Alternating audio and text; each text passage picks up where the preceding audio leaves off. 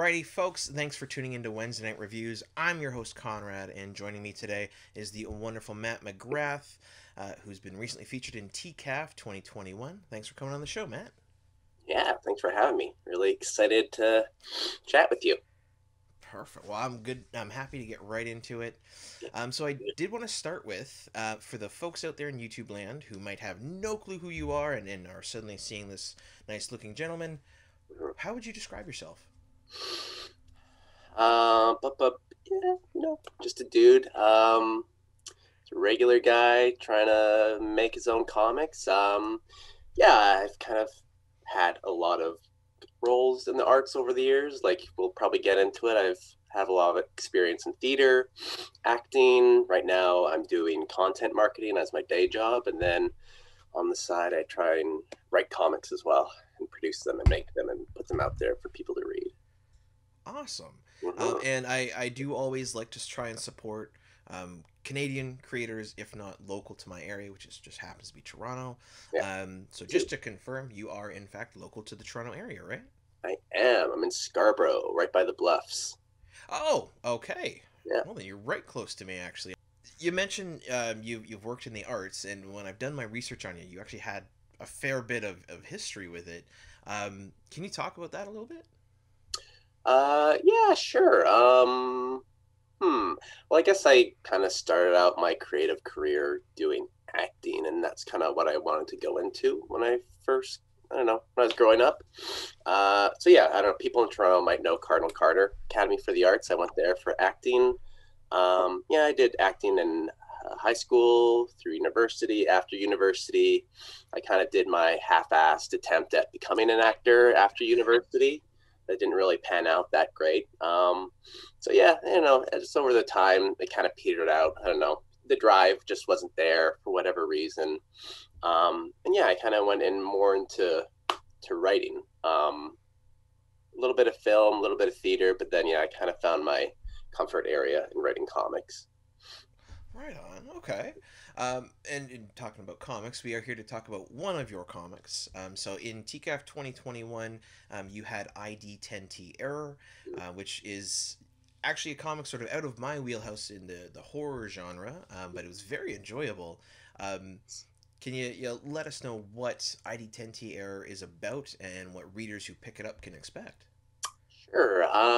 So my kind of short pitch to kind of get people interested is, it's a Black Mirror esque kind of sci-fi horror story. I always think of it as a comedy. I think of more of it as a comedy than a horror or a science fiction. But I think I'm the only one. Like when people read it, they say like, "Oh, that was really creepy and weird and scary." I'm like, I kind of made it to be funny, but anyways, I think it's still funny, like in a kind of weird, not jokey way, just the absurdity of the situation.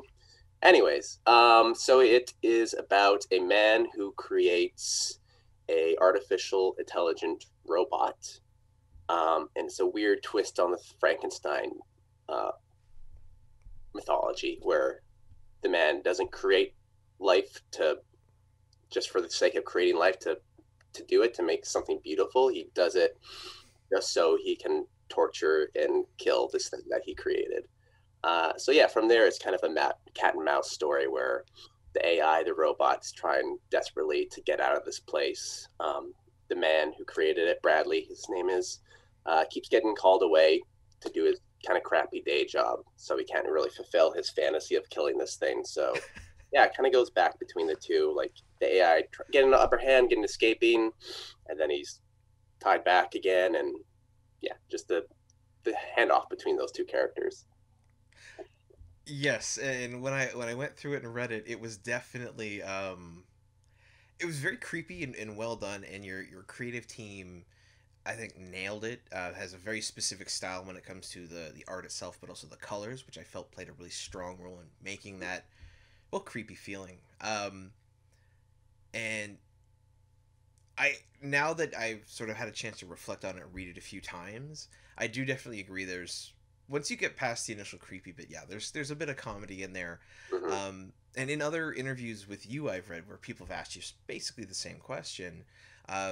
You always give sort of that answer, and you've also mentioned it's about sort of Bradley having this chance to get his frustrations out from his daily life and stuff on this AI. Mhm. I've always been curious, what was it that frustrated you to get into making that specific story? Yeah, I mean, if you read it, you probably know. It's a bit of a spoiler, so I don't know if we want to go into spoiler territory. No, no, no, Okay, don't do that. Let the okay, readers okay, find that one. okay. Yeah. So once you read it, you'll probably know where the idea came from. It's pretty obvious. Yeah, frustrations with technology. Um, yeah, things out of your control where you're just so angry at a piece of hardware, but it's just like this thing you can't express to. You can't don't have any way of showing your anger or letting it out or anything at it. You want to yell at it and make it feel bad, but it's just like an object. So Yep. yeah, that's where the idea kind of came from. Somebody, Beautiful. yeah. That's awesome. Now, your creative team, in previous interviews, it was mentioned, but I wanted to confirm. So, like a few of the other creators I've talked to, from what I understand, you reached out on Reddit and found your illustrator and colorist, as well as letter, I believe, purely online, correct? Yeah. So Otávio, I found him on Reddit. There's a subreddit thread for comic creators kind of put their stuff out there. And then yeah, Kay and Frank I found on Twitter. So Oh, uh, cool. yeah, everybody I found online. And what was it about their specific styles that actually like drew you in when it came to knowing this was the style I wanted for my book? What elements or style parts was it that made you just click? I think with Otávio, like it was when I first saw his stuff, it was pretty clear like this is the dude I needed to draw this book. Yeah, when I saw his work, it kind of had a very, I don't know, European feel to the art. Like he does things in his art that you don't really see in Western comics that much. Like, everything's happening where it's very realistic and I don't know, looks like normal people, and then suddenly like the guy's eyes goes like bug-eyed or something, or it gets like very cartoony. So yeah, once I saw that, that's kind of what convinced me. Like, I really need this. I need this guy for this thing to kind of capture that creepy, gruesome part of the story, but also kind of capture the comedy of it, where Bradley's like he turns into a monster, like big googly eyes and like Yeah. jagged teeth or whatever. Yeah, so yeah, Otávio, yeah, that's what sold me all to him. That kind of yeah realistic rendering of his characters plus the kind of goofiness. Yeah, Um, he can exaggerate like I don't know, like in Looney Tunes where their proportions would blow out of proportion for a yeah, minute just to emphasize. yeah, Very totally. cool. Yeah. And yeah, Kay, I don't know. I went on Twitter and I searched colorist, and hers was like, I don't know, came up pretty soon thereafter, and yeah, I don't know, her colors were so striking and immediately drew me in, and yeah, I don't know, I just they really drew me in, and the cool thing about the comic is like that's one of the most consistent compliments I get about it was how amazing the colors are and how much the colors kind of add to the story. And yeah, that's pretty much all her. Like I didn't really have that much input on it. Oh, okay. Yeah, yeah. I sent her like some, I don't know, some like old 1950s horror movie posters, and I was like, I don't know, this is kind of what I want to go the feeling of it for, and she kind of took that and ran. I think that was her inspiration for all the scenes in the basement where you get like that blues and reds, Yeah. pretty much just like those two colors. Um, Yeah. So yeah, all the colors were all her. I had very little input. She just sent me stuff, and I'm like, wow, it looked great. Perfect. Because I have found just through talking to folks like I have, um, where they are a team like yourself, where you have a writer, artist, colorist, um, where the writer will give very little freedom to their creative team, where they'll just be like, "This is exactly what I want and how I see it." And I've had other teams where it's just like the writer writes something very small. It's like go for it. Um, so it's great to say to hear that it basically in your case you've provided them with a lot of freedom, some good references clearly, because the 50s posters for the horror definitely show up, especially in those very low angle shots of those like gruesome like looks. Where oh, loved them. So Mhm. I'm glad to hear it. Um, I did want to ask, what were the shots from horror? What were the specific sort of movies or shows that influenced you when you started creating this book, as well as sort of what inspired you? Hmm. Good question. Yeah, when you sent me that question, I was thinking about it. Like, I don't know. Like when I was writing this, I didn't really have any specific horror movies that I was channeling that I was thinking about, but I kind of thought about it the other day, and then it clicked with me that I think a lot of the DNA of this book comes from David Cronenberg's The Fly. Um, Oh, yeah, just like almost the atmosphere, like that movie is basically like a chamber drama. It really only takes place in one room for hmm, like 80% of the movie, and it's only like three characters, right? It's uh, Brundle, the woman, I don't remember her name, and the dude, the angry boyfriend guy. Uh, yeah, so that yeah, I think so, and it's just the kind of, I don't know, that '80s look, the kind of gruesome, low tech, um, I don't know, iconography within the movie. hmm. Yeah, I think I was subconsciously channeling The Fly because I've seen that movie. I don't know, 10 times, 12 times, 15 times. Oh wow, Yeah, yeah, yeah. good to hear. Yeah. You know what? Like, I guess other inspirations, not so much from horror, but there's a lot of, I don't know, Homer Simpson in Bradley. Just like his kind of buffoonery, his loud, I don't know, jackassery, and the kind of slapstick, over the top way he acts. Yeah, there was a lot of Simpson DNA in this book. It's fascinating to talk to you because, especially having like retrospect thinking about back on the book, Mm. because having just gone into it totally blind, right? Having just seen the cover image for it, and read it, and now speaking to you about it and seeing how it works, Yeah. I definitely see it. It's just the tone is very different, and that's so cool. So definitely, folks, I'm gonna put a warning at the starting of this video to read it first, come watch this, and then read it again because it's Yeah, read it. fantastic. Please read it, please. Talking about reading it, how can folks get your book? They can get it on Gumroad. I don't know the URL. I can send it to you after. Oh, I'll have it in the links, and I'll have it on Okay. screen. No worries. Okay, great. Yeah, so get it on my Gumroad.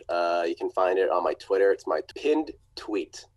ID10T Error very much feels self-contained. Like it has sort of an open ending, but it's for the arc of the AI, it clearly draws a conclusion to that one story. However, in an interview with Comics Bookcase, you did mention that you were sort of working on other things and maybe expanding it. I was wondering how is that going, and when might we see a volume two? Yeah, it's going. It's going a little slower than I would have liked. Yeah, so I'm working on the script right now. Pretty still early in it. I think I got 8 pages. Got the day off today, so that's what I'm doing. I'm gonna write some more. Ah, Got power through it. Yeah. So yeah, the whole team's on board. Otávio keeps asking me, how's this going? Where are the pages? He's off doing other projects right now, but he's kind of like saving some time to work on the sequel. nice. Yeah, Kay's gonna come back. Hopefully Frank, I'm sure he'll come back. So yeah, we're gonna do it again. That's fantastic. Yeah. I did want to ask. So, from what I've seen, when I got my copy of it, and on Gumroad, I believe it's a purely digital comic as of now, currently, right? Yeah, yeah. And I'm assuming you're gonna keep that train just because, well, frankly, it's easier and it's really easy for people to get it, right? Yeah, I like to print it, to be honest. Okay. The digital part was purely me being extremely risk adverse. Launching this, in COVID-19, I was super busy with my job. This is the first time I'd ever put a comic together. I had no idea how to print a comic. So yeah, I just for the Kickstarter, I want to keep it super, super simple and just put out a digital comic. But my plan is whenever the sequel is complete and I do the Kickstarter for that, I'm gonna print the sequel and kind of do a thing where I'll add it here where I'll do a print version of the original ID10T Error. So yeah, that's the plan. Sweet. Yeah, so get a Okay. yeah. I'm very much a guy. I understand the advantage of digital Mm. because I can draw a comic, finalize it, put it out there, and people can buy it and have it right away. Um, I love print. Nothing like holding a comic. Yep. So when that Kickstarter goes live, let me know. I will tweet and post and support. Thank And yeah, I would love to get my hands on some print copies of your work. Um, yeah. make some print copies of my work. That'd be so cool. Right. Yeah. So I did want to ask because you've done quite a bit from the intro. You sort of gave about your history and your work. It sounds like I may already have the answer, but um, do you split your time creatively among various mediums, or are you really focused on comics right now? Yeah. Focused on comics. Yeah, I haven't acted in years, which is kind of a Okay. bummer. But yeah, it's just life stuff. Now I've got a full-time job. I got a house. I got a kid.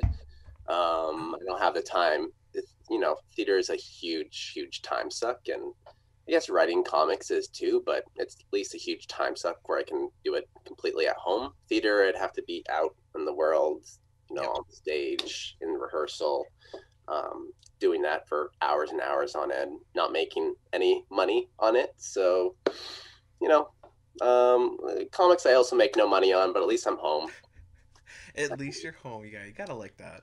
Yeah. Um, so I sort of have two questions that have come to mind now. So I guess I'll ask the first easy one. Mm. A lot of the creators I've talked to and a lot of stuff in the comic sphere, especially digitally, that I've noticed is since lockdown started a year and a bit ago now, a lot of people have finally started telling their stories and getting them out there.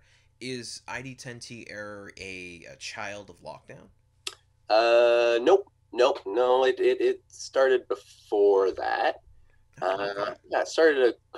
I don't know. The whole thing took me about 2 years to do from the initial idea, sort of initial script to the final thing. Yeah, but it started before it, like 2018, 2019. I was actually going to launch. I was planning on launching the Kickstarter in March of 2020, but Okay. then a global pandemic hit, so I kind of held Yeesh. on to that for a little bit, and Yeah. yeah, launched later that year. Yeah, Okay, and cool. finished it up shortly thereafter. Yeah. All right. And how do you feel that your experience in theater and stage and even content creation as you're doing has impacted how you make comics compared to, say, someone who'd never done that? Uh, hmm. Theater. I don't know. I think for this story specifically, um, like I've talked before, I've had this idea for 10 years, maybe a bit longer. And it started off as like, I'm going to make a short film. And then I just thought, oh, I'm going to make a short one act play about it. So that kind of structure always stayed the same. Like it was always going to be a very intimate chamber comic, I call it, Mm, where we're only in two rooms, and then at the end we're kind of yeah. outside for a little bit, and it's really just between three characters. Yeah. Yeah, so I think that's where it kind of got its DNA, like out of necessity. If it was a short film or a play, I'd probably only keep it in one location, just because I'd have a limited budget. I can't shoot in different locations or play. I'm just Yep. going to be in this one place. Yeah, that's also probably why the AI is so low tech. If I was going to shoot it, if I was going to do a play, I wouldn't have any kind of budget to make this cool looking sci-fi robot. Right. So it would have to be just this weird Frankenstein thing made out of junk from your house and like a Hmm. Halloween mask or whatever. So yeah, that's kind of where the story got its structure from, and yeah, I don't know, the limitations kind of I put on it were interesting, um, to kind of just get those weird character dynamics and yeah, make it a very claustrophobic kind of um, yeah, intense thriller like that. Yes, and very good word to use, because I definitely feel like as you're going through the story and things keep developing, it definitely feels claustrophobic and sort of shut in, especially within the basement, Mhm. for the AI. Is there anything else that about ID10T Error in particular you want fans to know? Um, no, no. Just look out for the next one, hopefully coming. Probably not this year, but God, I hope next year. Um, yeah, yeah. Like, I think I said in that comic bookcase interview that, um, yeah, originally, for the longest time, it was just going to be the one shot, one and done. That's it. I'm going to move on, do something else. And then when I launched the Kickstarter, I just kind of, when I saw like the actual finished comic and could see the whole thing, I just started thinking about like what happens next. Where does it go from here? Yeah, so the next one is going to be a lot different than this one. I'm going to try and put more like slapstick, jokey comedy into it to make it even more goofier. The scope's going to be much larger, so it's not going to just be set in one room. These guys it's set in Toronto. Um, Yep. Another thing I kind of think it shares in common with The Fly, because in my head canon, The Fly is set in Toronto. Uh, Oh, okay. yeah, you see a shot of the CN Tower in like one brief half second in that movie. Uh, yeah, so they're going to be all over the city doing crazy stuff. Um, yeah, that's all I guess I'll say about that. And then in my head, like I have this vision where it's going to be five chapters of this story. Oh, Yeah, and just each chapter gets bigger and crazier and more cosmic in scale. And I told Otávio like I see this ending with Bradley and the AI becoming these like cosmic space gods that are doing battle with each other at the end of the universe. Yeah, so I don't know how I'm going to get there, but that's the idea. it'll be interesting to read. That's for sure. Yeah. Right. Oh no, I love it. I love that the I don't know the writing bug bit you really hard, and you just want to run with it. And please do, because the comic is wild. Um, so as per usual, I always like to end an interview with two basic questions. First and foremost, what are you currently reading? Doesn't have to be a comic. It could be a fiction, a history book, whatever. But what is it that you're enjoying at the moment? I should read more word books, books where you open it and it's just words. Uh-huh. Yeah. I haven't read those in a long time. The last one I read was about potty training. So Oh, yeah, that's that's fair. an interesting read. It's useful. What am I reading right now? I got a giant book of, I don't know, giant box of comics that I haven't read, so I'm kind of Haha. making my way through that. The pandemic has really slowed down my reading habits because I don't have my commute anymore, and that's where I did all my reading. Oh, yep. Yeah, so Very it's just familiar with like, that. yeah, it's 6 months worth of comics have just piled up. So yeah, I'm reading that, and I'm kind of making my way through. What is it called? No Longer Human by Junji Ito. Um, Oh, okay. yeah, yeah, Is that manga or yeah, manga? yeah. It's a manga. Yeah. Have you heard of Uzumaki and Yayo? Yeah, Yeah, it's I've pretty, heard of Uzumaki and Ito. The name I'm familiar with. I just hadn't heard of that particular title. oh yeah, it's different. It's not like his usual stuff. There's not as much gross out horror in it. It's more, Okay. I don't know, existential horror, per se. And yeah, it's an adaptation, I think, of a famous Japanese novel. So Oh, yeah, it's pretty cool. Yeah. right on. Well, that's freaky. I'll have to check that one out. Mhm. And my last question. What do you, Matt McGrath, want your fans to know, and what should they look out for? Ooh, yeah. Follow me on Twitter, please. I want more followers. I need attention. Yeah, get my comic ID10T Error. It is available now on my Gumroad. You'll see it below, maybe Yep. All the uh, links down below. over there. Yeah, I fell Hellhound talked to you about this. I have a story with her in a anthology coming out. The Kickstarter was funded a couple of months ago, so Mhm. the anthology will be coming out. I don't know. I think the goal is to ship it out end of August. So yeah, that comic's done. It's about Toronto's first hanging. The very jolly, Yeah, jolly fun story. Um, I remember that. Yeah. yeah, it's a weird story. Look it up. Just type in Google Toronto's first hanging. You'll see like the real story, and then you'll see our version, which is a little more embellished. Um, and yeah, while I'm working on ID10T Error 2, I'm also kind of get this other script going with the artist in, where is she from? Manitoba, Oh, cool. Marissa Mayhew. Yeah, so that's going to be another one shot. It's supposed to just be a one shot, self contained comic, but as we know, with ID10T Error, sometimes my mind goes elsewhere. Yeah, I'm excited for that one. It's it's going to be set in the world of like George Méliès's trick films. So Oh, okay. yeah, it's going to be my unofficial sequel to A Trip to the Moon, and kind of expanding that story. So yeah, I'm excited for that one. I think it's going to be some weird, wild stuff in it. Awesome. Well, I must say it's definitely interesting because of your background. Clearly, you're very well read. You're into all sorts of media. It's very cool to see the influences that that has on your comics Mm-hmm. compared to someone who, like myself, is more buried in comics and history, and then that's where I approach it from. So I Yeah, definitely look forward to seeing your work. And absolutely, Matt, thank you so much for coming on the show today.